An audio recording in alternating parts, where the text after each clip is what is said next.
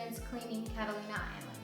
So after a 1-hour boat ride, we arrived to the Avalon port on the island, and then we were greeted by the Catalina Conservatory. Then we got into a van and took an 1.5-hour van ride all the way over to 2 harbors.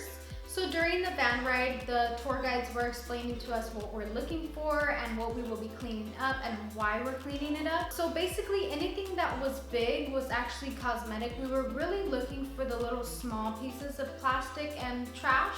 When we arrived to 2 harbors, we started sifting through the sand, and I was actually shocked by how much trash I found. There were countless little pieces of styrofoam, countless little pieces of sharp plastic. And the worst thing about sharp plastic is when the fish eat it, their insides get cut up and they eventually die. Also, when they eat little pieces of plastic, like little plastic beads and stuff like that, they actually die of starvation because they think that they're full, but really their stomach is just full of plastic and they never eat again.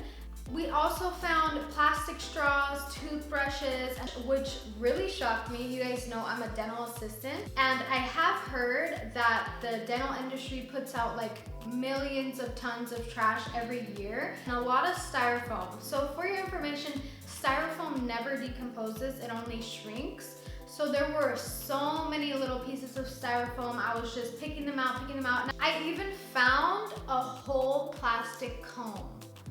Like, I was very shocked by how much trash we found. So this whole trip was definitely a crazy learning experience. Our tour guide had mentioned to us that every fistful of trash that you pick up, you save at least 1 sea lion. It just shows how powerful a group effort can be. There was about 10 of us, I believe, that were picking up trash, and we picked up quite a lot in a short period of time.